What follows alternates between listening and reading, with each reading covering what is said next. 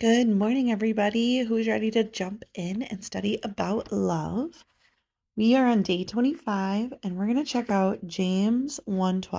Blessed is a man who perseveres under trial, for once he has been approved, he will receive the crown of life which the Lord has promised to those who love him.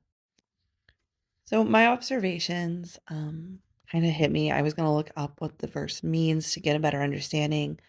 Instead, I prayed about it. And I was reminded that we aren't promised that this life will be free from storms or trials, but we are promised eternity. So stay strong and remember that the war is already won. All right, let's dig a little deeper in our cross references. Our first one is Luke 6:22.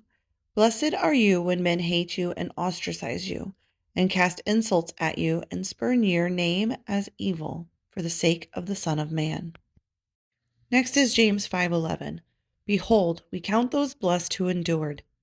You have heard of the endurance of Job and have seen the outcome of the Lord's dealings, that the Lord is full of compassion and is merciful. 1 Peter 3:14. But even if you should suffer for the sake of righteousness, you are blessed. And do not fear their intimidation, and do not be troubled. Next up, 1 Peter 4:14. If you are reviled for the name of Christ, you are blessed, because the Spirit of glory and of God rests upon you. 1 Corinthians 9:25. And everyone who competes in the games exercises self-control in all things.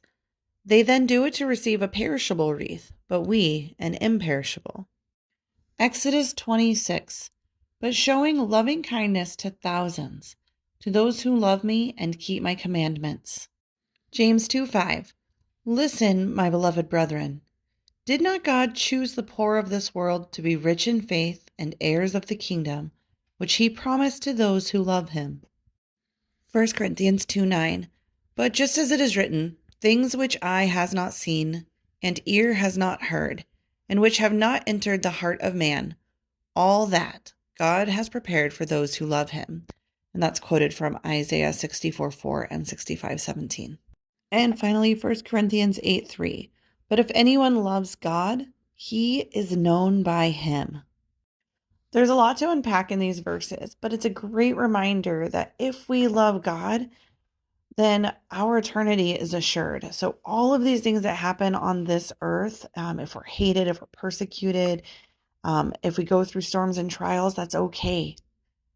Because this is just a small amount of time compared to the amount of eternity we get with our Father. Have a great day.